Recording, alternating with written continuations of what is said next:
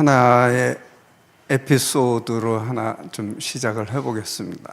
지금 소개를 지난번 강의와 이번에 괜히 들뜨게 할 만큼 과찬에 칭찬을 해주셨는데 그 칭찬해 준 게 좀 객관성이 있어야 되잖아요. 그래서 제가 오픈 AI 챗 GPT에게 물어봤어요. 내 걸 내가 물어보려니까 좀 쑥스럽잖아요. 그러니까 다른 사람이 내 이름을 대가지고 챗 GPT에다가 이렇게 물어봤어요. 물론 이제 영어로 물어봤으니까 내 걸 내가 하려니까 뭐 일일이 해석하기는 좀 그렇고, 이런 게 있다는 거 지금 보시면 되는데 상당히 잘 써줬어요. 그래서 내가 뭐 챗 GPT를 따로 만나서 청탁한 적도 없고 뭐 부탁한 것도 없는데 지금 말씀해 주시는 그런 내용들이 굉장히 밀접하게 근사하게 잘 써졌더라고요. 그래서 또 내 입장에서는 또 고마우니까 어떻게 하면 잘 감사의 표시를 할까 해가서 다른 분이 또 그걸 썼어요. 그 글을 챗 GPT에게 네가 사람은 아니지만 나한테 이렇게 코멘트를 잘해줘서 고맙다. 그래서 뭐 그냥 스타벅스 기프트 카드 아니면 뭐 이런 선물 하나 해주면 어떻겠니? 하라고 질문을 했어요. 그랬더니 온 대답이 내 코멘트가 너가 굉장히 도움이 됐다니까 정말 좋구나. 그러는데 가장 좋은 선물은 그런 걸 받는 것보다는 서로 커뮤니케이션하고 서로 대화를 나누고 그래서 서로 통찰력을 얻고, 이제 난 선교학 전공이니까 선교학에 대한 그런 깊이 있는 것들을 나누고 했으면 더 좋겠구나. 이런 거 보니까 사람보다 더 낫더라고. 이 부분은 세상이 이렇게 바뀌었어요. 이렇게 바뀌어서 이거 이렇게 급박하게 변해가는 세상 속에서 우리가 지금 고수하고 있는 이 변치 않는 하나님의 말씀, 이 하나님의 신적 권위의 말씀을 어떻게 전할까라는 고민이 더 생긴 거예요. 역시 세상이 이렇게 빠르게 변화되는 것이 우리에게 도전이 될 뿐만 아니라 또 우리에게 주어지는 과제이구나라는 걸 생각을 해보게 됐습니다. 우리가 지금 21세기를 살아가는 사람으로서 정말 주님이 오실 그때를 우리가 준비하고 대비하고 일을 해야 되는 사람들이니까 참 무엇을 어떻게 해야 될까라는 것이 더 우리에게 급박하게 다가온 사실입니다.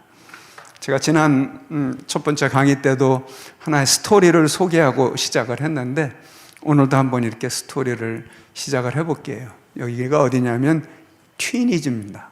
튀니지인데 이제 이렇게 상상을 해보세요. 지금 우리가 지도가 없으니까 아프리카 대륙의 맨 윗부분이 북아프리카입니다. 그래서 알제리, 튀니지, 모나코, 알제리, 튀니지, 리비아, 이집트, 여기에 북아프리카에 포진하고 있고, 거기를 지중해를 딱 건너면 바로 유럽이 되는 거죠. 자, 그런 지역인데 제가 한 7, 8년 전, 한 10년 정도 됐나, 그때 여기를 다른 이제 선교사님들하고 다른 세미나가 있고 해서 방문을 했었습니다. 교회 유적지들입니다. 교회가 아니라 교회 유적지예요. 다 망가지고, 교회가 다 망가지고 이런 상황으로 바뀌어버리고 말았다는 것이죠. 그래서 이게 다 교회가 있었던 곳인데 마음이 아팠죠. 마음이 아프고 저런 곳에서 다 회의들을 하고 앉아서 말씀 선포가 있었을 것이고 기도들도 하고 그랬을 터인데 지금은 저렇게 그냥 파다만 유적지로만 남아있는 거예요. 아픈 마음을 가지고 우리 선교사님 몇 분하고 저기 앉아서 기도했어요. 정말 통탄해야 될 일이고 가슴 아픈 부분인데 지금 이 앞에를 보면은 이 앞에가 교회 유적지 같은 곳들인데 여기는 아주 멋있는 이슬람의 모스크가 세워지는 거예요. 교회는 다 망가지고 이제 유적지로 남아있고, 그리고 저렇게 모스크가 떡하니 멋지게 서 있는 그런 나라로 바뀌어버린 거예요. 지금 북아프리카 쪽이 거의 다 그런 상황이에요. 근데 우리가 이 북아프리카 2세기 때에 복음이 막 번창해 나가기 시작했어요. 그리고 4세기에 크게 번창을 하죠. 우리가 많이 들어본 어거스틴, 들어보지 않았어요? 어거스틴, 아우구스티누스라고 하는 분이 이 알제리 태생인데 튀니지까지 다 그 당시 때는 뭐 사역지였으니까 열심히 사역한 거, 그 유적들이 남아있더라고요, 여기 안에. 그분으로 인해서 건실한 신학이 자리를 잡고, 그리고 기독교가 그곳에 전파되고 번성하는데, 열매 맺는데 큰 역할들을 한 우리 기독교 역사에서는 빼놓을 수 없는 분들 중에 하나죠. 그런 곳이었는데 저게 저렇게 바뀌고 말았다는 것에 너무 통탄할 일이었다는 것이죠. 7세기경에 이슬람이 저쪽을 다 점령해버리죠. 점령해버리고 교회는 저렇게 망가지고 유적지로 남았습니다. 교회 사가들이 진단을 해봤어요. 왜 저 북아프리카가 그렇게 기독교가 번성했던 지역이었는데 지금 이렇게 망가졌는가? 라는 것을 하면서, 그럼 북아프리카에서 기독교가 저렇게 미약하게 된 이유가 뭘까? 지금 선교가 가장 어려운 지역들 중에 하나예요. 이슬람화 됐으니까 선교사들이 살아가기도 어렵고 선교하는 것조차가 쉽지 않은 그런 곳인데 왜 그렇게 됐는가를 한 번씩 저렇게 진단을 해봤어요. 하면서 우선 자신들의 언어로 성경을 번역하는 것을 소홀히 여겼다. 우리 한국이 크게 성장한 많은 요인 중에 하나를 또 성경을 우리말로 번역해서 우리말로 갖고 있다는 그것이 큰 장점 중에 하나인 거죠. 그래서 성경을 읽을 수 있다는 것, 그 자체가 큰 원동력이 된 것인데, 이 북아프리카가 미약하게 된 이유 중에 하나를 저렇게 성경을 번역하는 일을 소홀히 여겼다. 그래서 저 나라가 저런 지경이 되었다라는 걸 첫 번째 이유로 들었고요. 두 번째로는 예수 그리스도라는 중심 메시지를 잃어버렸어요. 성경이 빈약하니 그 성경에서 말씀하고 있는 예수 그리스도에 대해서 얼마나 확실성이 있으며 신실성이 있으며 진정성이 있을까라는 생각이 들면서 예수 그리스도라는 중심 메시지를 잃어버렸대요. 세 번째는 영적인 파산 상태, 영성을 잃어버렸어요. 성경이 시원찮아지고 거기에 따르는 믿음과 신앙이 약화되는데 어떻게 영성이 일어나겠어요? 어떻게 영적인 부분을 강화시킬 수가 있겠어요? 지금 다른 중심된 본질적인 걸 잊어버리니까 영적인 상태도 파산 상태가 되어버렸다라고 그렇게 표현을 하고 있습니다. 네 번째는 다 자동적으로 연결되는 부분이에요. 마치 이렇게 고리처럼 하나가 고리가 이상해지니까 연결돼서 다 나오는 내용 중에 하나죠. 선교에 대한 활력을 상실해 버렸어요. 그 비전이 없어요. 우리가 곱씹어 봐야 될 얘기들이죠. 지금 여기서 이 북아프리카 이 기독교 상황에 대해서 지적하고 있는 부분이 우리가 곱씹어 봐야 될 얘기인 거예요. 우리 지금 한국 교회에 아니면 우리들에게 적용해 봐야 될 부분들이라는 거죠. 전에도 얘기했지만 선교는 교회의 부흥과 정비례 관계예요. 교회가 부흥해야 선교가 부흥하고, 선교가 시원찮아진다? 그러면 이건 교회가 어디선가 시원찮아지고 있다는 징조가 되는 것이죠. 그래서 다시금 언급하는 거죠. 저 단어는 우리가 종교개혁을 이야기하면서 많이 이야기되는 부분들이었죠. 들어봄직득한 아드폰테스라는 단어였어요. 이게 이제 본질로란데, 원래 그 영어 보시면은 to the fountains 이렇게 돼 있죠. 샘물로, 시인의 물가로 이렇게 돼 있는 거예요. 저 단어는 어디서 나온 거냐면 시편 42편 1절에서 나온 얘기예요. 하나님이여 사슴이 시냇물을 찾아 갈급함같이 내 영혼이 주를 찾기에 갈급하나이다. To the fountains, 그 시냇가, 그래, 너에게 물의 근원이 되었던 그곳으로 다시 찾아가라. 거기 갈급해라. 그거 아니면 안 된다 라는 것을 이야기하면서 본질로, 우리가 전 라틴어긴 해요. 저런 말을 용어를 쓰니까 그냥 뭐 우리가 소개를 하십시다. 아드 폰테스라는 단어를 써서 그래, 우리가 본질로 가자. 이제 조금 있으면 우리가 복음의 본질이라는 단어를 쓸 건데 그런 거와 똑같은 얘기. 그래서 또 다른 연결되는 부분이 뭐 아브 이니티오, 뭐 라틴어니까요. 아브 이니티오인데 이거는 시작점, from the beginning. 그래, 본질로, 처음으로 돌아가. 예수님이 말씀하시는 가운데서도 늘 그런 말씀을 하신 거고, 우리가 요한계시록에서 나오는 것처럼 네가 첫사랑을 잃어버렸느니라. 그래, 너 본질로, 처음에 시작점으로 돌아가. from, 뭐가 잘못됐다고 생각한다면 그럼 다시 시작으로 가는 거예요. 뭔가 이 길이 아니다 싶으면 그래, 원래 근원으로 찾아가. 네 영혼이 갈급함처럼, 그 하나님을 찾기에 갈급함처럼, 사슴이 목말라서 물을 찾아야 갈급함처럼 to the fountains, 본질로 가자라는 말을 쓴 거예요. 우리가 지금 이렇게 같이 강의를 하면서 이 내용과 다시 더 덧붙여 보자면, 그래, 성경으로부터 시작해. 성경으로 다시 돌아가자. 이거는 제가 만든 단어긴 하지만 뭐 엑스 비블리아, 라틴어는 from the Bible. 성경으로부터. 왜냐하면 성경이 하나님의 말씀이라고 믿는다면, 하나님의 계신 것을 믿는다면, 하나님의 권위가 있는 것을 믿는다면, 그럼 우리는 성경으로부터 가자. 엑스 비블리아라는 단어를 다시금 적용을 해보고자 하는 것입니다. 그래서 우리가 지금 선교에 대해서 얘기를 하지만 선교도 마찬가지예요. 선교의 근원을 어디서 찾을 거예요? 기준점이 되는 성경으로부터 찾고, 우리의 신앙의 믿음의 본질을 어디서부터 찾을 거예요? 성경으로부터 찾아야 되는 부분들을 다시금 언급하는 것이고, 그걸 건딘다면 이 역사에서 보여준 것처럼, 지금 북아프리카의 경우를 보여준 것처럼, 지금 현재의 유럽, 미주 유럽이 그 증좌를 보여주고 있는 것처럼 성경을 건드리면 그때부터는 망조로 들어가는 길이 시작되는 거예요. 그렇기 때문에 오늘 우리가 이런 말씀을 가지고 보기 시작하는 겁니다.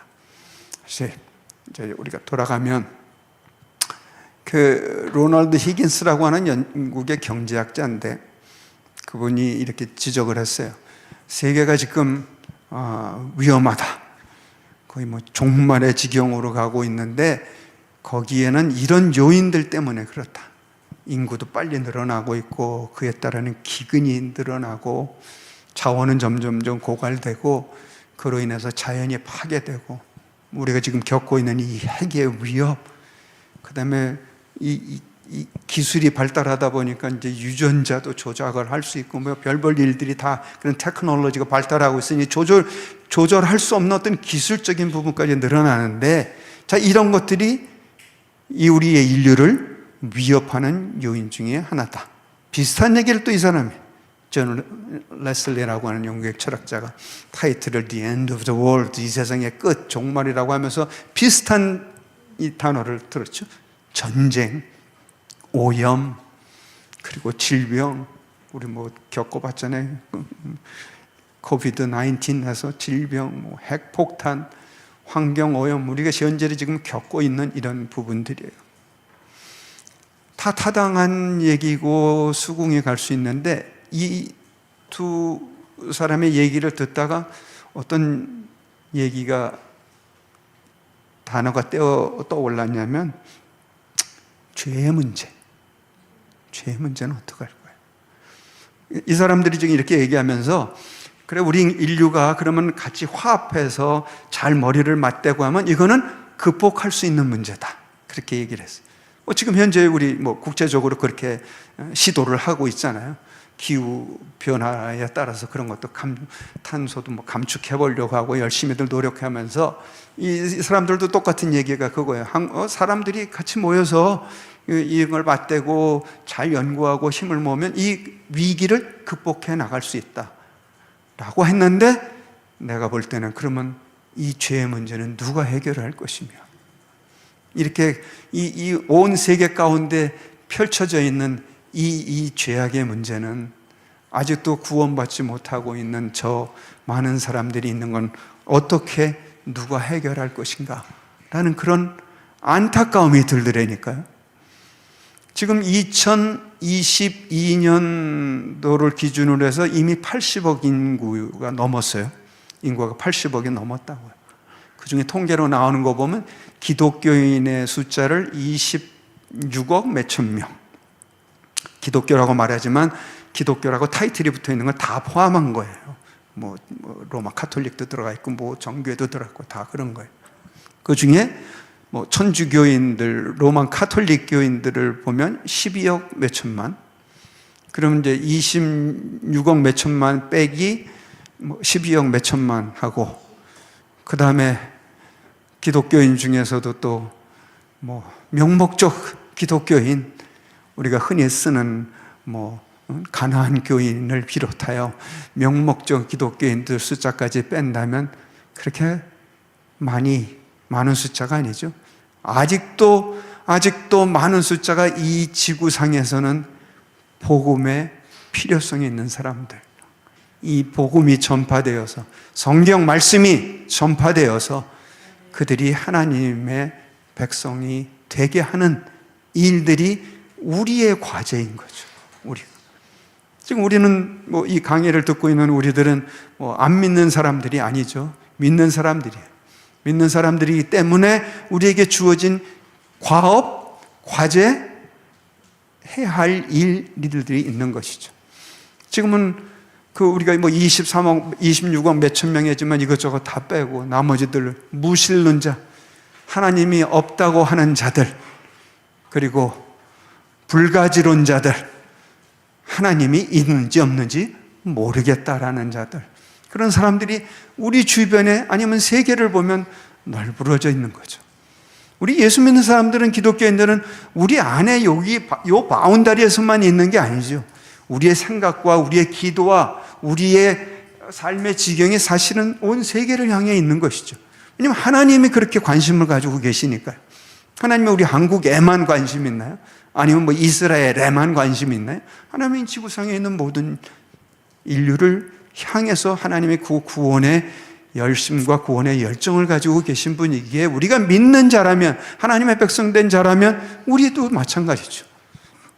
이 세상을 향하여 저렇게 죽어가는 영혼들을 우리가 어떻게 안타까움을 가지고 그들에게 이 생명의 복음의 말씀을 전할 것인가. 그러기에 세례 요한도 예수님도 일성을 터뜨리신 게 저거죠. 하셔야 될 일이 많이 있었겠지만, 하셔야 될 말씀들이 많이 있겠지만, 공생애를 시작하면서 가장 먼저 터뜨린 말이 저거잖아요. 세례 요한, 회개하라, 천국에 가까워 있느니라.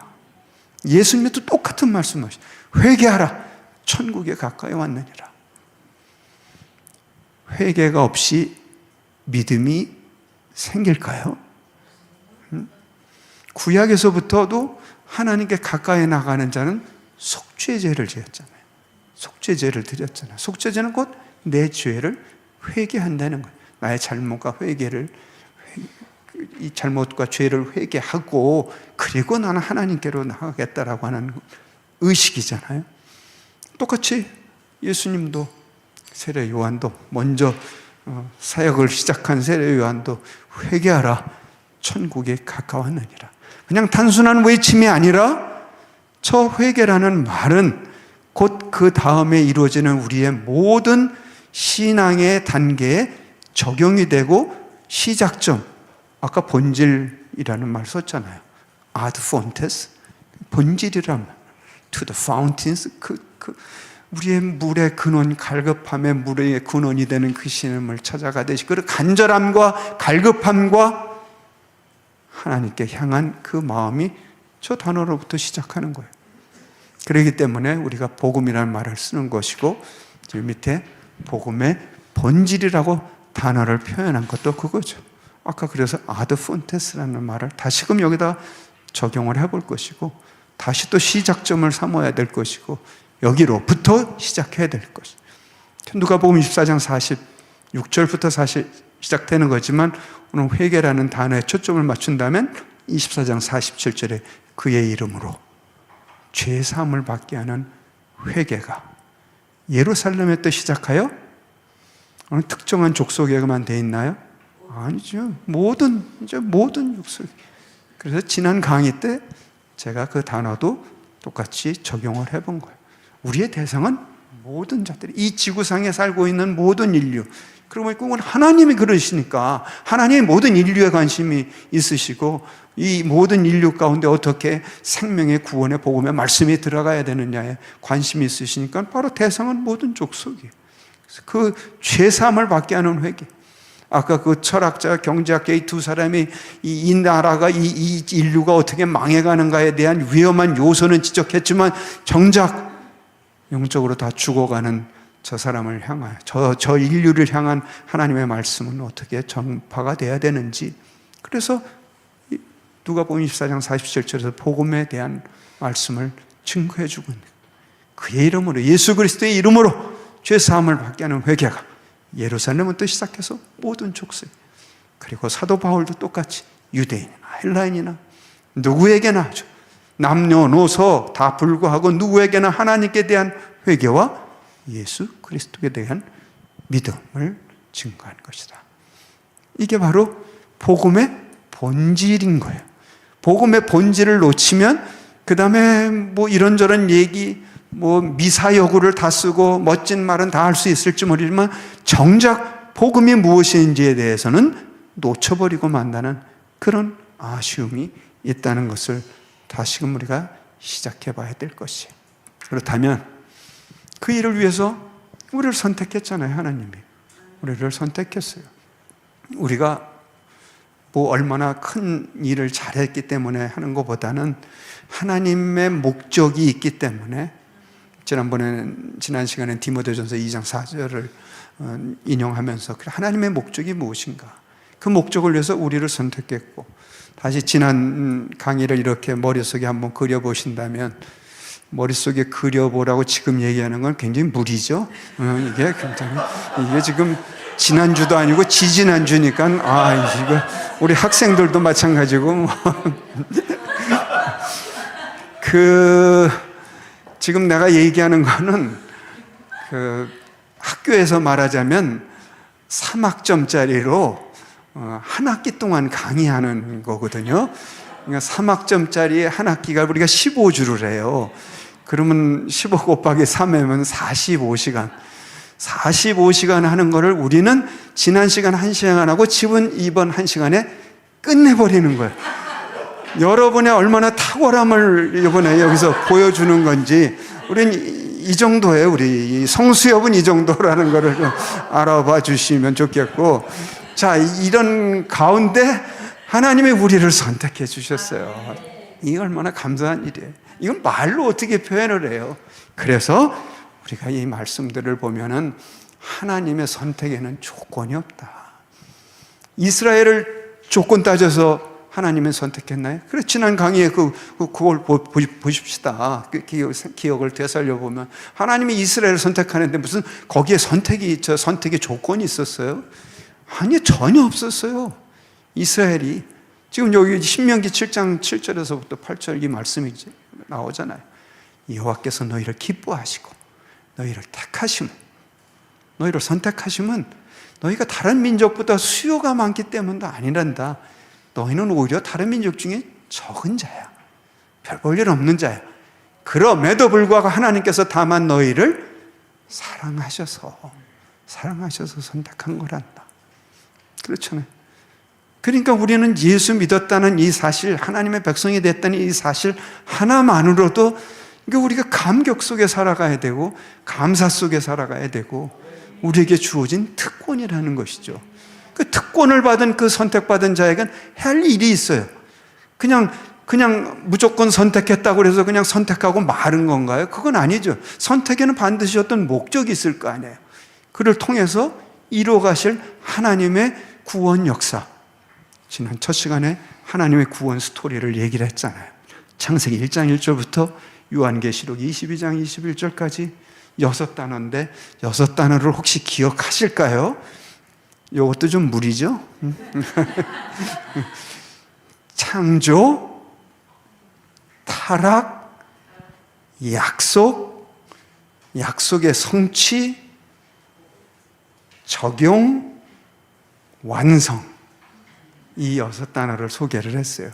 하나님의 구원 스토리, 구원 역사 속에서 어떻게 하나님이 창조를 하시고 어떻게 이 세상을 끝내실 건지에 대한, 그 사이에 하나님이 어떻게 이 역사를, 구원사적 히스토리를 엮어 오셨는가를 본 거예요.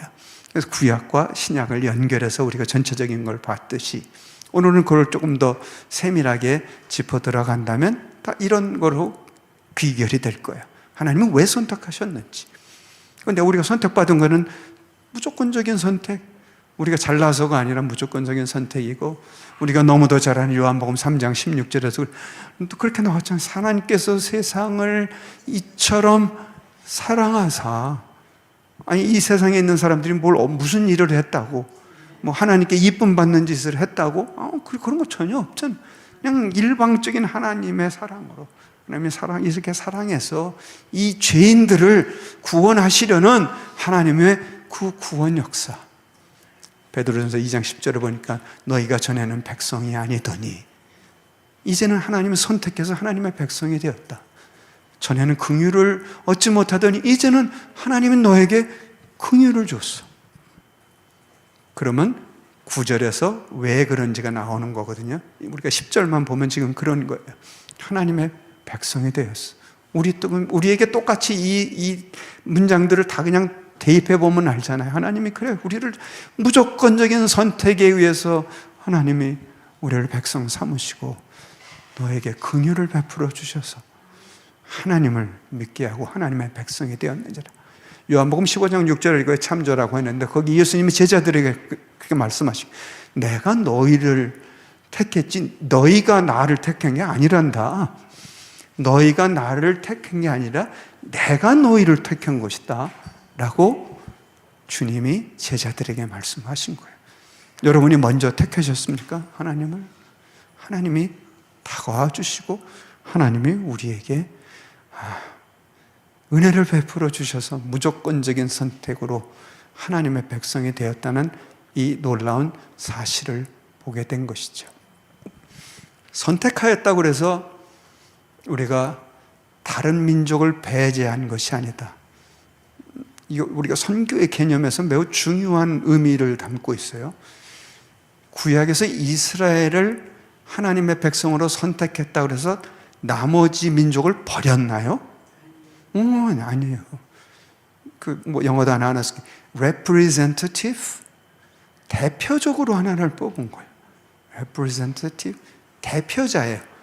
그래서 얘가 뭐 잘했고 잘못했고를 떠나서 하나님이 얘를 선택을 해서 그 다음에 나머지들에게 어떻게 할 것일까를 보여주시려고 한 거잖아요. 선택해서 에돔과 모압과 암몬 이 지역을 다니면서 하나님을 증거하라는 것이죠.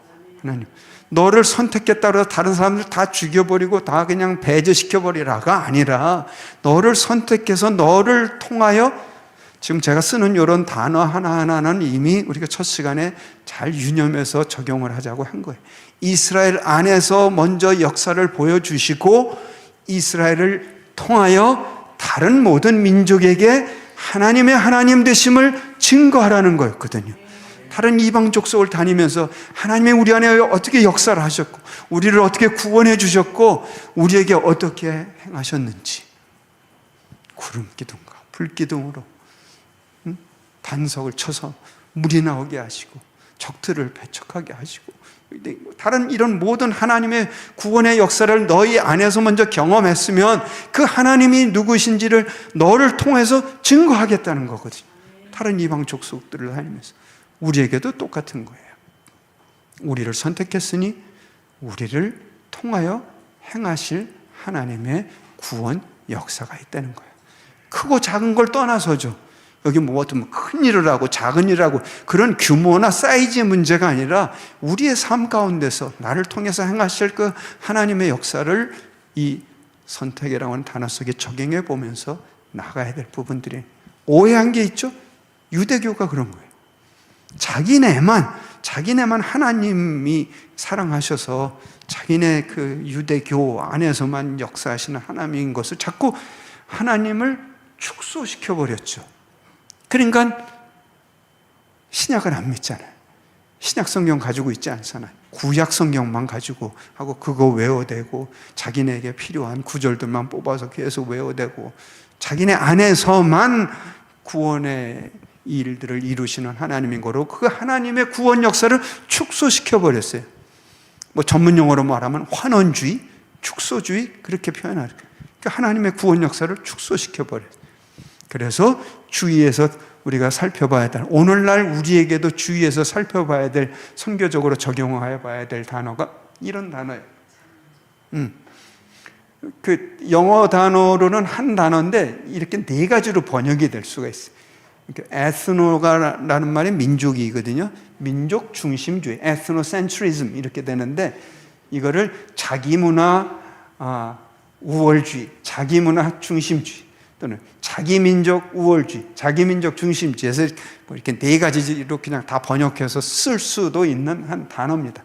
자기 민족에게만 하나님이 오늘날 우리 한국 백성을 하나님의 백성으로 삼으신 거 분명하고 하나님의 선택하신 사실 분명하고 하나님이 복 주신 사실 분명합니다.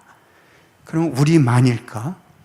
우리만 이뻐서 이 한국 민족만 어떻게 우리에게 복 주시고 우리 흔히 쓰는 말로 그래 잘 먹고 잘 살고 니네 이렇게 번성하고 잘해라 라고만 했을까? 절대 아니죠. 뭐 한류회라는 문화도 마찬가지예요. 여기에 우리가 빠져버리면 그러면 자기 문화 중심주의가 돼버리고 말 거예요. 막 그냥 어깨에 힘이 들어가고 우리만이 뭐 식민주의가 그랬잖아요. 식민주의가 선교하고 같이 가면서 오류를 범한 것이 그렇게 서구의 문화가 우월하고 저 복음이 전달받는 저 세계의 사람들은 열등한 것 같은 그런 잘못된 사고 개념, 잘못된 세계관으로 간 오류가 있어서 그게 비판받기도 하고 비평받기도 하는 문제인데, 자, 그 문제가 이제 오늘날 우리에게도 닥쳐와 있는 겁니다. 왜냐면 우리가 선교를 많이 하고 있으니까, 뭐 지금 뭐 170개 나라에 우리 한국 선교사들이 가 있고, 뭐 지금 한류가 뭐 안 퍼져 있는 곳이 없잖아요. 오래전인데 내가 인도네시아 갔더니 그때 뭐가 그 유행할 때냐면은 그 싸이의 말춤이 유행할 때인데, 아니 시골 동네, 인도네시아 시골 동네 갔는데도 그 조그만 애가 뭐 영어 되지도 않는 영어가 있고 Do you know 싸이? 뭐 이러면서 나한테 물어봐서 그렇다 그러고 막 말춤 막 흉내를 내면서 야, 이게 지금 매스 미디어의 힘이구나 이게. 그리고 뭐 어떻게 보면 좋게 말하면 한류의 힘이구나. 근데 그렇다고 해서 한국 문화가 다른 문화보다 우월한 다른 생각에 빠진다면 이 단어가 적용이 되는 거예요. 우리는 섬기라고 온 거예요. 섬기라고. 하나님이 선택한 것은 다른 이들을 섬기라는 거죠. 너에게 복을 먼저 주고, 그럼 우리가 이미 구약에서부터 본 거잖아요. 이사야서 42장 6절 같은 경우는 하나님이 너에게 먼저 복을 주고 널 이방의 빛을 삼아서 너로 하여금 하나님의 역사하심을 증거하게 하고 보여주게 할 것이다. 그 특권이 우리에게 부여된 거예요. 그러니까 얼마나 감사해요. 이건 정말 어떤 것과도 바꿀 수 없는 우리에게 주어진 선택받은 자의 특권이죠. 특권인가 동시에 책임이며 그리고 섬김이 되는 것이죠. 그 부분들이 이 말씀 가운데 이렇게 나와 있는 것을 보게 됩니다. 선택의 목적이잖아요. 이사야서 49장 6절 같이 한번 읽어보실래요? 시작. 내가 또 너를 이방의 빛을 삼아 나의 구원이 땅끝까지 이르게 하리라. 아멘. 나의 구원이 땅끝까지 이르게 하리라. 자, 이미 이때부터 하나님의 구원의 목적은 모든 인류 있고 땅끝까지 이르게 하시려는 하나님의 구원 히스토리. 그래서 좋은 소식을 전하고 평화를 공포하고 좋은 소식을 가져오며 구원을 공포하며 우리가 첫 시간에 서두에 얘기했던 걸, 아무리 좋은 소리, 아무리 좋은 얘기, 아무리 좋은 것 갖다 준들 뭐예요? 구원이 없습니다. 구원이 그들에게 이루어지지 못한다면 무슨 학식이 필요하며 돈이 필요하며 무슨 지위가 필요하며 궁극적으로 하나님의 구원받아야 한다고 하는 그 우리 열정과 열심이 있어야 되는데, 그것을 먼저 우리에게 베풀어 주신 하나님이니 우리는 그 구원을 공포하라는 거예요. 시온을 향하여 이르기를 네 하나님이 통치하신다는 자의 산을 넘는 발이 어찌 그리 아름다운가.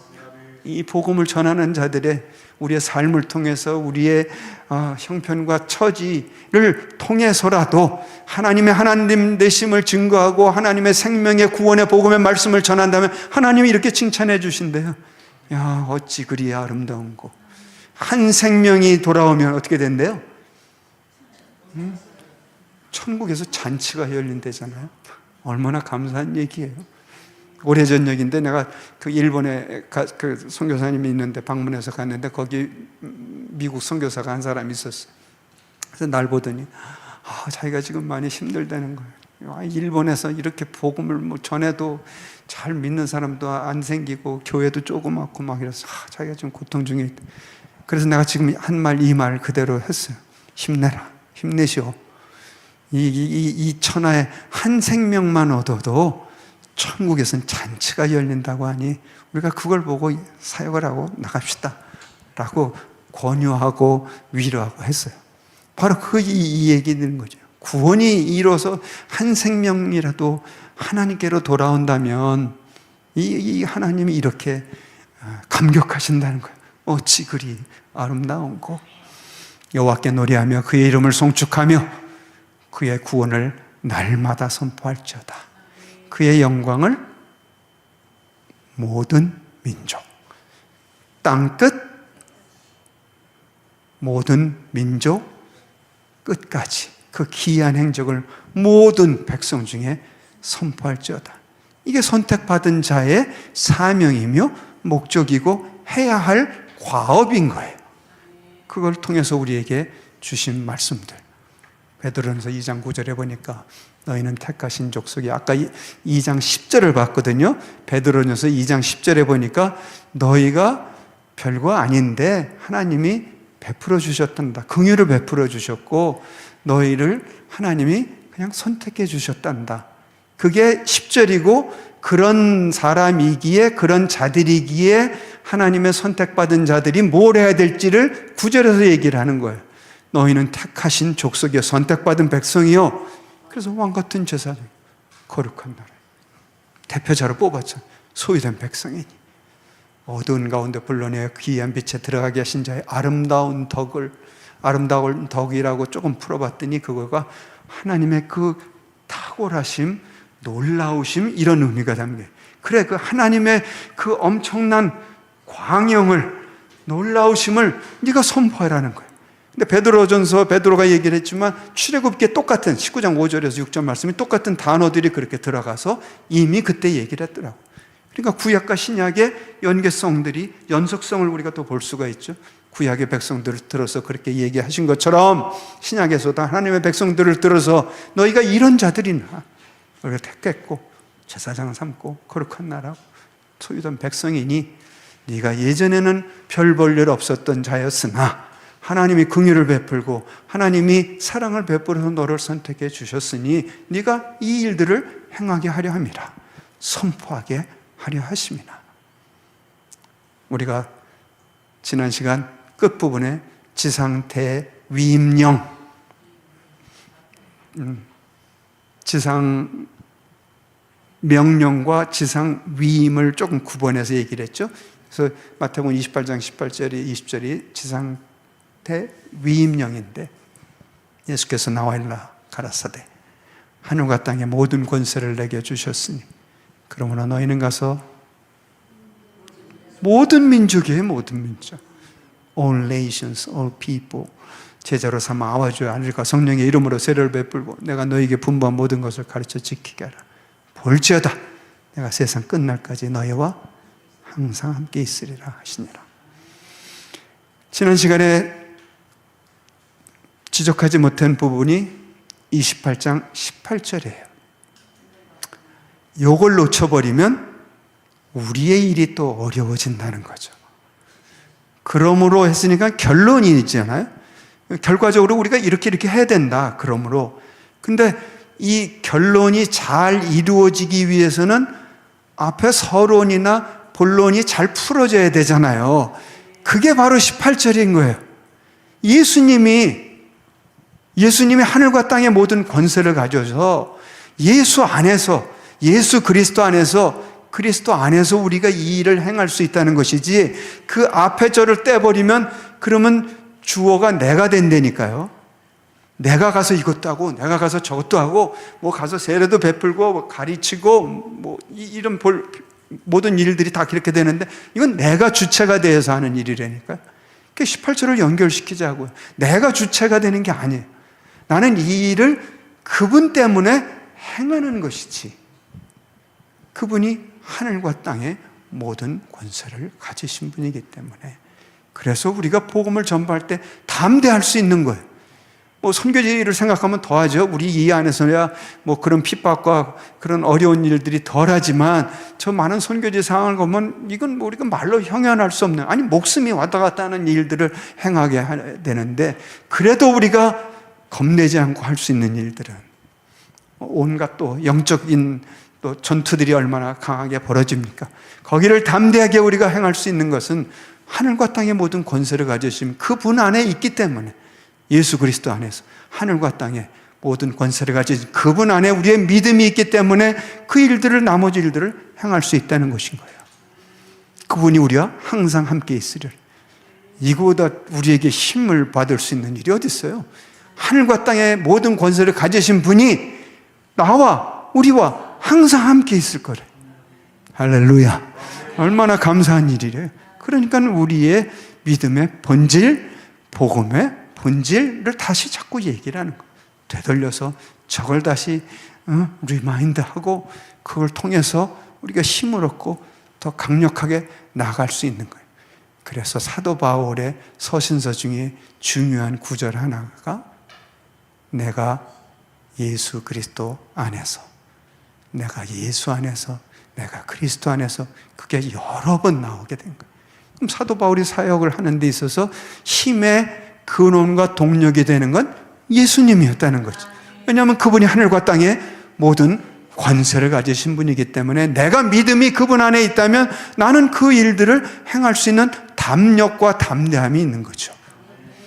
구약에서 똑같은 거죠. 너 하나님 잊지 말아라. 하나님이 너에게 어떻게 역사하시고, 하나님이 어떻게 권능을 베풀었고, 하나님은 너를 어떻게 능력의 팔로 너희를 인도해 있는지, 네가 그 믿음을 하나님 안에 두면 너는 승리할 거야, 이렇게 된 거잖아요. 그래서 우리가 그리스도 안에 있으면, 우리의 믿음이 그리스도 안에서 굳건히 들어가 있으면 우리는 보장된 승리의 싸움을 하고 있는 것이다, 이렇게 표현할 수 있어요. 우린 지는 것처럼 보일지 모르지만 결국에 가서는 지는 게 아니라는 거죠. 보장된 승리의 싸움을 하는 것이, 우리의 믿음이 하늘과 권세를 모든 가지신 그분 안에 있다면, 예수 그리스도 안에 있다면, 이것이 바로 그분이 우리와 함께 한다는 사실인 거예요. 사도행전 1장 8절에도 보면, 오직 성령이 너에게 임하시면 너희가 권능을 받고 예루살렘과 온 유대와 사마리아 땅끝까지, 같이 한번 다시 읽어봅시다. 시작. 오직 성령이 너에게 임하시면 너희가 권능을 받고 예루살렘과 온 유대와 사마리아와 땅끝까지 이르러 내 증인이 되리라. 아멘. 내가 왜 저기를 빨간 글씨로 썼을까요? 그죠? 내가 아까 왜 마태복음 28장 18절에 그거를 빨간 글씨로 썼을까요? 그걸 놓치면 그냥 우리가 사람이 하는 일이 돼버리고 마는 거예요. 시험이 들죠, 그러면. 힘들고 어렵죠. 그래서 지속해 가기가 어렵잖아요. 근데 그 근본적인 부분을 우리가 붙들고 우리의 믿음이 그분 안에 있으면 계속해서 해나갈 수가 있는 힘의 근원과 동력이 되는 거죠. 본질로 가라. 시작으로 가라. 여기도 오직 성령이 너에게 조건절이에요.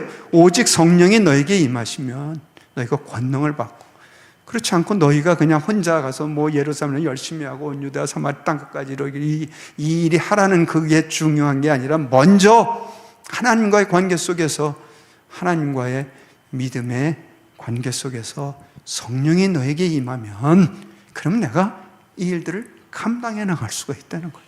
그래서 그냥 지경을 넓혀서, 이게 지금 그 뜻이에요. 문화적 경계를 넘어서, 언어의 장벽을 넘어서 우리는 하나님의 역사를 베풀어 나갈 수 있다. 우리를 통해서 역사하시는 하나님, 내 안에서 먼저 경험하고 성령의 역사하심을 경험하고 하나님이 누구이신지를 경험하고 예수 그리스도 안에서 하늘과 땅의 권세를 모두 가지신 그분 안에서 우리가 경험하면 이 일들을 행할 수 있다는 것을 말씀해 주는 강력한 말씀입니다. 궁극적으로. 그래서 우리는 그래, 우리를 만들어 주신 창조주시니까 하나님께 영광을 올려드리는 거예요. 구약에서도 이스라엘을 통해 너희들의 이 일을 통해서 그래 내가 영광 받을 게다. 이사야 42장 8절 보면 하나님이 매우 단호한 말씀을 주시는 거죠. 나는 여호와이니 이는 내 이름이라. 나는 내 영광을 다른 자에게, 내 찬송을 우상에게 주지 아니하리라. 이유는 단순하죠? 창조주이시니까, 이 세상을 만들었으니까. 그걸 흔들어 놓는 자들이 이제 진화론자들이 되는 거죠. 그러니까 뭐 성경 말씀부터, 성경의 근원과 기원부터 흔들어 놓는 게 성경을 흔들어 대는 거잖아요. 비평학이라는 그 타이틀을 붙여가지고 하는데, 그러면 결국 하나님을 건드린다는 얘기가 되고 하나님을 멀리하게 되는 거예요. 지금도 이 세상에 그런 자들이 숱해요. 어떻게 하면 하나님이 없다는 것을 증명해 보려고 아주 기를 박박 쓰는 인간들이 있어요. 뭐 그 말로는 뻔하죠. 뭐 불쌍해요. 그 말로는 뭐 뻔하지. 성경을 건드려서 잘된 자들이 있나? 난 역사 속에서 그런 인간 보질 못해서. 어쨌든 하나님이 우리를 선택해서 하나님의 백성을 삼으시고 하나님의 성경 말씀을 통해서 어떻게 구원의 역사를 베풀어 가시는지를 본다면 우린 궁극적으로 그래, 우리의 삶을 통해서, 우리의 선포를 통해서, 우리의 일들을 통해서 결국에 가서는 하나님께 영광을 돌리게 하려는, 왜냐하면 하나님이 저렇게 더 나은 말씀을 주셨으니까. 나는 내 영광을 다른 자들에게 난 주고 싶은 마음이 없다. 난 내 영광은 내가 받아야 될 영광이구나. 나는 창조주고 너희는 피조물이기에 그 온 피조물로부터 하나님이 영광을 받으시겠다. 존 파이퍼라는 목사님이 있어요. 뭐 여러분 들어보셨을 이름인지 모르겠는데, 저분이 말하는 것은 선교란, 선교에 대한 정의를 이것저것 뭐 많이 말할 수 있어요. 그런데 이 말씀이 굉장히 의미 있게 다가왔어요. 선교란 예배가 없는 곳에 예배가 있게 하는 것이다. 예배는 뭐예요? 네, 하나님을 높여드리고 하나님께 예배를 드리는 거, 하나님을 예배하는 것이다. 그래서 예배가 없는 곳에 예배가 있게 하는 거예요.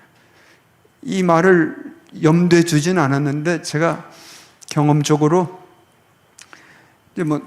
제가 이제 선교를 이제 하는 사람이니까 여기저기 많이 다니고 또 이 나라 저 나라 많이 다니잖아요. 여러분들 해외여행 다녀보면 다 경험해 보실 일들인데,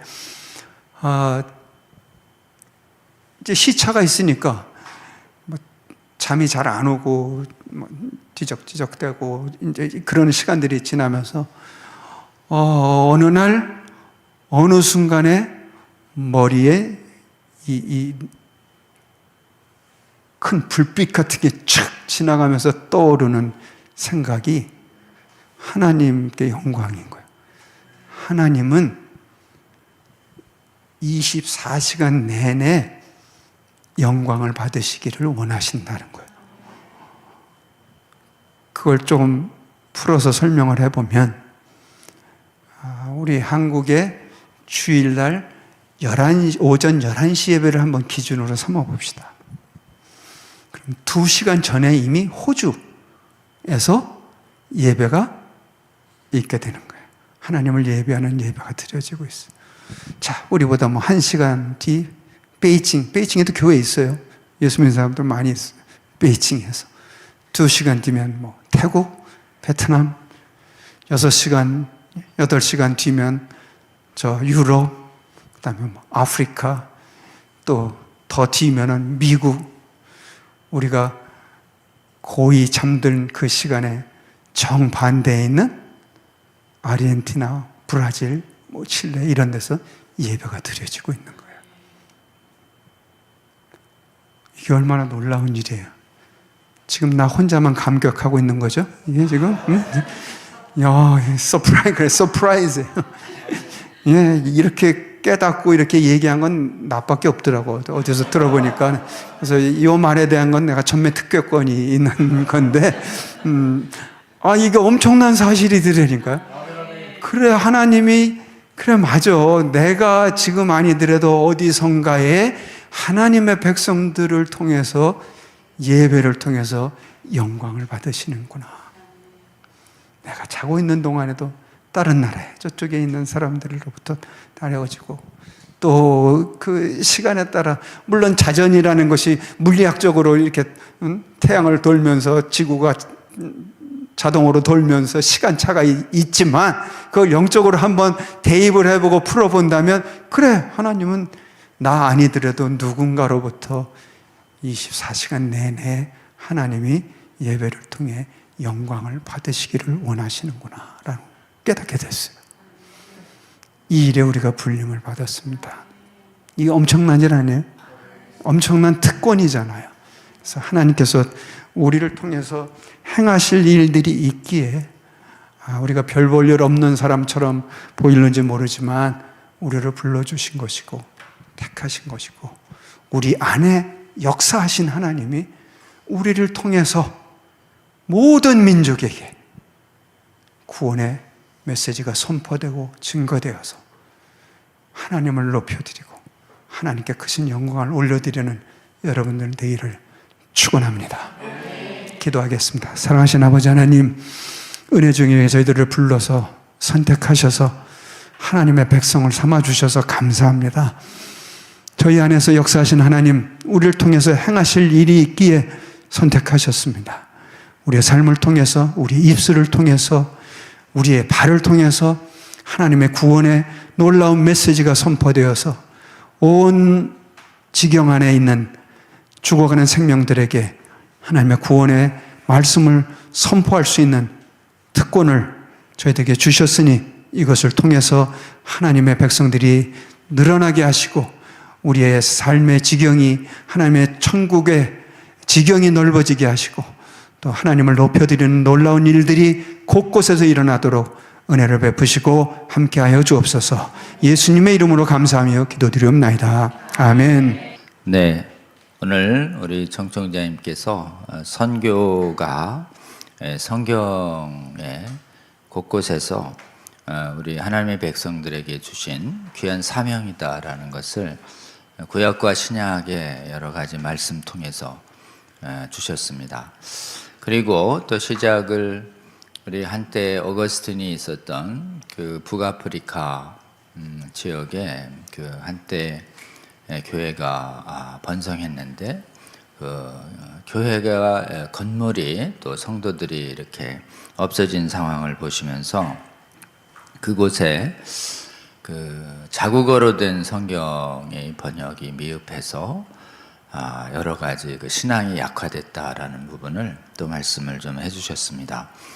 오늘날 지금 전 세계의 그 성경 비평학이 선교 분야를 굉장히 성경에서 일탈하도록 해서 성경적인 핵심의 그리스도의 핵심 복음을 전해서 그 주의 백성들을 확장해가는 이 선교의 본질에서 좀 벗어나서 자꾸 비성경적인 사회적 책임이라든지 또 여러 가지 윤리적인 활동의 확산 이런 부분들을 선교라고 얘기하면서 전 세계의 그 성경 믿는 믿음이 훼손되면서 성경 믿는 믿음이 훼손된 국가는 제일 먼저 성경적인 선교가 무너졌다라고 하는 이런 상황 속에서 우리 정성장님이 구약과 신약은 명백하게 우리에게 하나님의 구원의 복음을 믿음으로 세계 열방에게 증거하는 이 책임을 모든 하나님의 백성들에게 사명으로 주셨다라고 하는 것을 다시 한번 우리에게 일깨워 주셨습니다.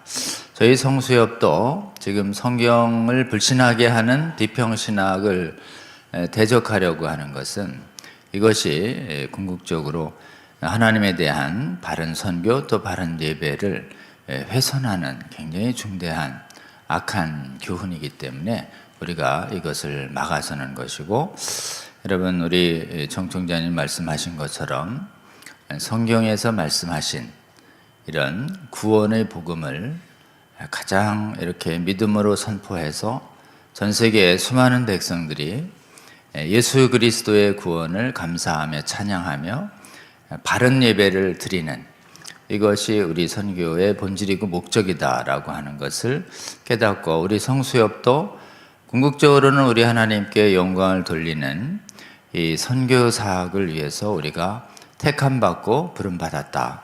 이 사명 주님 부르실 때까지 끊임없이 신실하게 우리 감당하시는 우리 성수협, 우리 성도 여러분 되시기를 주의 이름으로 권면합니다. 그리고 지금 세계 교회에 비평하기 오염된 곳마다 지금 튀니지의 그 교회의 건물의 폐허처럼 실제로 건물은 남아있지만 그 건물 안에 예배자들이 없습니다.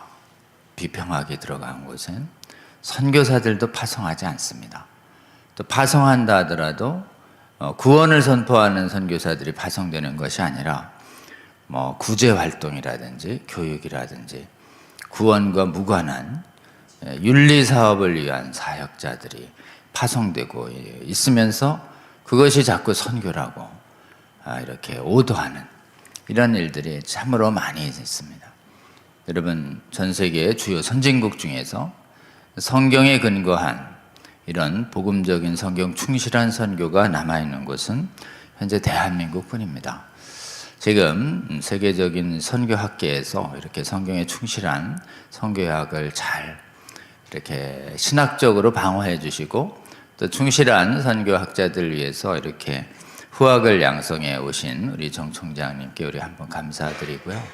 우리 한번 기도하면 좋을 것 같습니다. 주님, 우리 정 총장님과 그리고 대한민국에서 성경적 선고, 복음주의적인 선교에 열심히 하시는 얼마 남아있지 않은 이 귀한 선교 학자들, 그리고 또 선교에 종사하시는 목사님들과 선교사님들, 우리 하나님께서 정말 성령으로 붙잡아 주셔서 지금 성경 믿는 확고한 바른 선교 잘 수호하고, 또 세계의 선교지도 이렇게 튀니지처럼 무너지지 않도록 역대에 무너진 기초를 성경 믿는 믿음과 우리 또 언약을 굳게 잡는 기도로 하나님께서 회복시켜 주시기를 바라고, 이 사명 위에 우리 정 총장님 또 따르시는 우리 성경 복음적인 선교학자님들 하나님 지켜주시고 돕는 분들 도와주시고, 그 성경적 선교학이 대한민국에서 굳건히 살아서 세계의 선교학을 회복시키는 데 귀하게 한번 사용시켜 달라고 우리 주여 한번 부르고 함께 기도하는 시간 가지면 좋겠습니다. 주여 한번 부르고 기도합니다. 주여 하나님, 세상 모든 민족이 남아있도록 역사하여 주셔서 그동안 세계의 선교학계가 지지 않으시는 저희의 신학에 오염되고 WCC든 주의 심장 가지고 복음전도 성경에 와서는 아버지 바른 선교의 발하는 이 시대에 아버지 따르게 구약과 신약이 증거하는 공의 충실한 선교에 세상 집중해야 모든 한다는 하나님의 육체가 선교의 메시지를 주의 굳게 영광 구약을 양성해요. 보도록 바른 선교를 수호하도록 하나님 총장님과 한국의 복음주의 선교학자들 지켜주신 하나님 감사합니다. 주의 손과 하나님 이제 한국의 선교사들이 더욱 믿음의 선한 싸움에서 하나님이 주신 이 귀한 성경적인 선교를 잘 지켜내는 일에 주여 저희와 함께하여 주시고, 이일에 수고해 오신 정통자님들과 한국의 복음주의적 성경 믿는 선교학자들을 주여 도와주시고 지치지 아버지여 성경적인 성경에 충실한 바른 선교 아버지여 굳게 잡고 아버지 그 안에 역사해 주셔서 이제 한국의 선교학계가 선교사들이 세계에서 성경을 불신하는 거짓 선교학과 잘못된 신학으로 오염되고 있는 수많은 선교학을 바로잡는데 주님 바로잡고 활용하여 주시기를 원합니다. 아버지 도와주시고 이 성수예배의 귀한 강의가 아버지 세계의 성경적인 선교학을 아버지 오염을 바로잡고 회복시키는데 귀하게 사용하여 주시고 아버지 우리 성수예배를 시청하는 아버지 주의 성도들 먼저 깨워주셔서 아버지 저희가 성경에 충실한 아버지의 성경의 완전 무성과 성경의 하나님 말씀을 아버지여 완전히 전제한 바른 선교를 회복하게 하여 주시고 이를 통하여 세계 선교의 아버지 예수 그리스도의 성경적 구원을 선포하여서 전 세계에서 성경적인 아버지여 예수님을 바로 예배하며 주님께 영광을 돌리며 올바른 선교 회복시켜 줄 수 있도록 주여 함께하여 주시기를 원합니다. 하나님 감사합니다. 오늘날 이 선교 분야가 하나님 성경을 불신하는 이성신학에 의해서 주님 예수 그리스도의 복음 전파를 통한 구원을 전도하지 아니하고 주여 정말 윤리활동이나 봉사활동을 선교라고 하는 여러 가지 오도된 선교학이 세계의 선교학을 뒤덮는 이 시기에 주님 대한민국에서 우리 정 총장님 같은 성경 믿는 선교학자들 지켜주시고 세워주셔서 주님 대한민국에 이렇게 성경에 충실한 성경적 선교학이 보존되게 하나님 은혜 주셔서 감사합니다. 하나님 이 성경 믿는 신학, 선교 굳게 잡아서 세계에 무너지고 길을 잃은 선교학을 바로잡는데 하나님 귀하게 사용하여 주시옵소서. 주여 지금 외롭지만 정말 성경을 굳게 잡는 이런 복음적인 선교학을 이끌고 계시는 정 총장님 이하 한국과 세계에 하나님 성경에 충실한 선교학자들을 주님 지켜주시고 보호하여 주시옵소서. 그리하여 하나님 정말 전 세계 수많은 교회들이 성경에 대한 믿음으로 하나님 믿음이 상실돼서 예배자들이 사라지고 선교가 사라지는 그 현장에 주님 주께서 은혜 주셔서 이제 그곳에도 하나님 예배가 회복되고 선교가 회복될 수 있도록 주여 은혜 베풀어 주시옵소서. 이를 위하여 한국의 성경 믿는 선교학자들을 굳게 잡으시고 세워주시고 세계를 섬길 수 있도록 주께서 힘주시고 도와주시옵소서. 그리고 한국의 세계에서 사역 중인 수많은 선교사들도 오늘날의 이 선교학 분야에서 하나님이 정말 진리를 선교 분야에서 잘 수호하는 성경적 선교 충실히 수호하는 믿음의 용사들 되게 하여 주시옵소서. 그리하여 하나님 정말 바르게 전 세계에서 끊임없이 하나님을 예배하는 바른 선교가 주님 한국에서 시작해서 한국의 선교사들을 통해서 세계에 무너지고 오염되는 수많은 선교 분야를 주께서 부디 은혜 베풀어 주셔서 회복시켜 주시는 은혜를 저희들 보게 하여 주시옵소서. 우리 정 총장님 이하 한국의 전 세계에 정말 복음에 충실한 선교학자들과 선교사님들 주님 보호하여 주시고 더욱더 그 사역에 기름 부어 주시고 하나님께서 은혜로 함께하여 주시옵소서. 예수님 이름으로 기도합니다. 아멘. 여러분 오늘 귀한 강의해 주신 우리 정 총장님께 다시 한번 큰 감사의 박수 보내주시면 좋겠습니다. 여기까지 광고하고 오늘 좀 일정을 마치겠습니다. 오늘 저희들 성수여 강의 그 공유운동이 계속되고 있습니다. 여러분 성수여 강론을 여러분이 섬기시거나 관여하시는 유튜브 채널에 계속 이 강의 동영상을 좀 올려주시고 또 성수여 강의에 이렇게 올라가는 이 강의들을 이렇게 잘 보셨다가 여러분 채널에도 올려주실 뿐만 아니라 여러 군데 또 이렇게 공유해 주셔서 우리 성수협의 채널 구독자들도 계속 늘어날 수 있도록 도와주시기를 바랍니다. 저희가 지난주에 또 곳곳에 가서 특히 포항에서 악법대응운동본부의 동성아카데미 가서 우리 성수협 또 강의 취지를 설명했더니 그 자리에서 또 여러분들이 포항 지역에 성도님들이 채널을 또 구독자를 늘려주셨고, 또 지난주 주일에는 분당의 큰 교회인 분당 우리교회와 또 세해된 교회에 가서도 저희들이 성수협의 취지를 설명드렸더니 또 몇백 명의 구독자들이 또 늘려주셨습니다. 여러분, 사실 우리가 이 운동 지금은 미미해 보이지만 저희가 이렇게 바른 성경에 충실한 강의를 계속 제공해서 또 이 강의를 잘 듣고 묵상하는 주의 성도들이 계속 일어난다면 우리 하나님께서 한국에 계신 성도님들이 부지런히 또 기도하며 SNS에 있는 한국 성도들과 세계 각국에 있는 교포들을 깨우는데 주님께서 사용하여 주실 것이고, 깨어난 해외의 선교사들과 또 해외의 성도들을 통해서 그 나라에 하나님이 택하신 남은 자들도 깨워주셔서 정말 말씀으로 세계에 잠들어 있는 주의 백성들을 깨우시는 우리 하나님을 볼 거라고 저는 굳게 믿습니다. 우리 성수협 강의 공론 운동과 또 채널 공유 운동에 적극 참여해 주시기 바랍니다. 다음이요.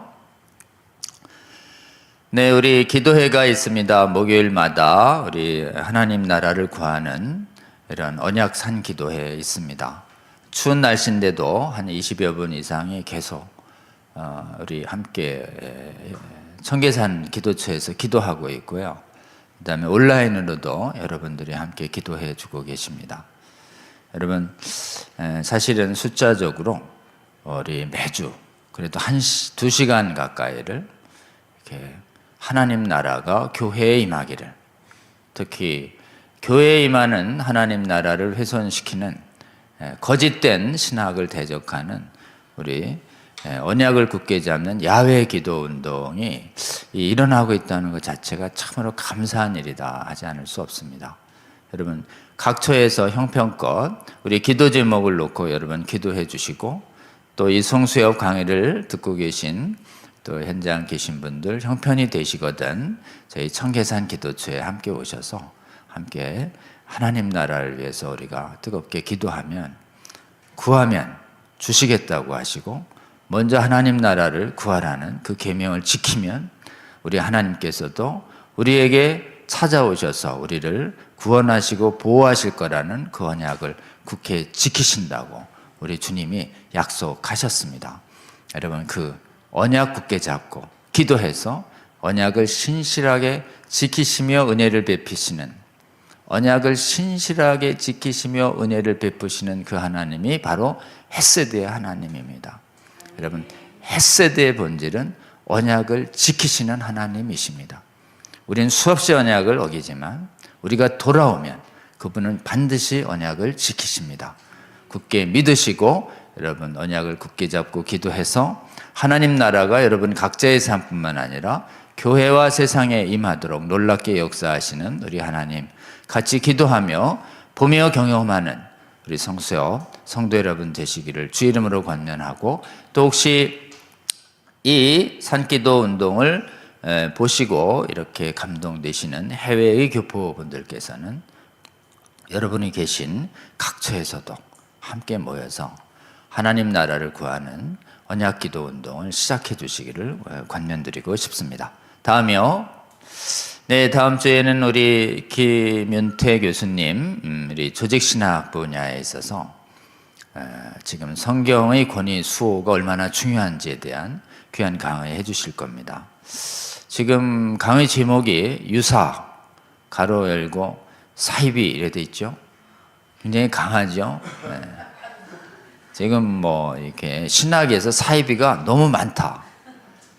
여러분, 사이비 하면 바깥에 이제 뭐 여러 가지 이단 시비가 있는 신천지 같은 분들만 이단으로 생각하는데, 진짜 사이비가 신학에 있다라는 게 정말 놀라운 상황인 것입니다.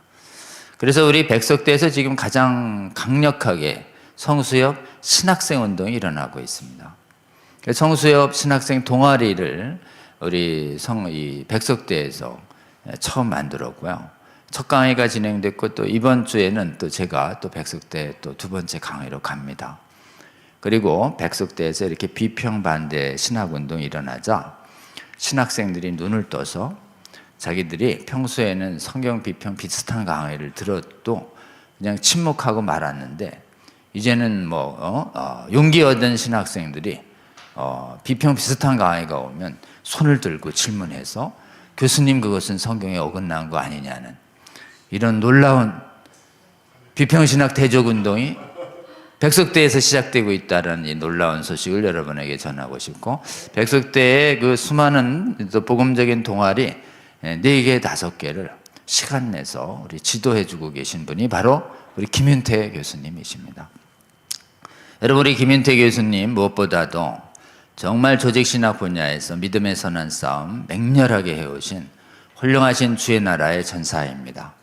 다음 주에 우리 백석대 김윤태 교수님 강의 예정되어 있으니 또 기대하시고 또 현장에도 형편껏 와주시고 또 온라인으로도 잘 시청해 주시고 권유해 주시기를 바랍니다. 다음이요? 됐나요? 네. 여러분, 오늘 이렇게 기도는 이미 했고요. 그리고 이제 이 시간 또 이렇게 함께 해주셔서 감사합니다.